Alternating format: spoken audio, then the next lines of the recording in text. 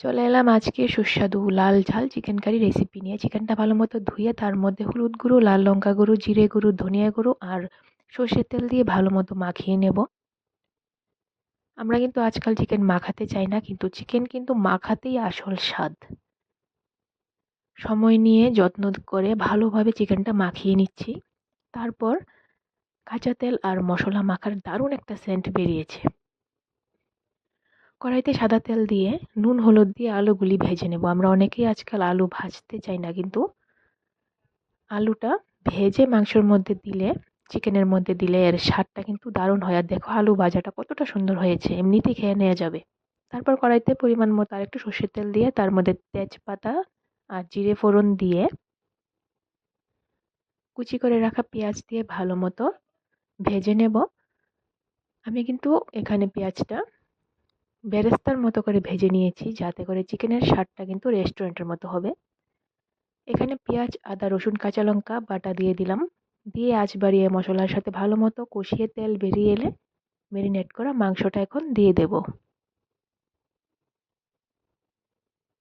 মাংসটা দিয়ে আঁচ বাড়ানো অবস্থায় ভালো মতো নেড়ে চেড়ে নেব, যাতে করে মাংসের কাঁচা গন্ধটা চলে যায়।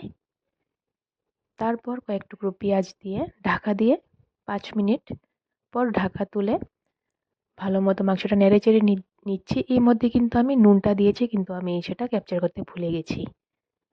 তারপর আবারও ঢাকা দিয়ে 3 মিনিটের মতো ঢাকা তুলে মাংসটা এখন ভালো মতো নেড়ে চেড়ে লাল করে ভেজে রাখা আলুগুলি দিয়ে আলুগুলির সাথে আবারও কষিয়ে চটচড় আওয়াজ হলে ভুজে নেবে। মাংস কষানো সম্পন্ন। তারপর গরম জল দিয়ে মাংসটার সাথে ভালো মতো ফুটিয়ে নিয়ে ঢাকা দিয়ে আরও 5 মিনিট ফুটিয়ে নেব, যাতে করে ঝোলটা মাংসটা ভালো মতো মিশে যায়।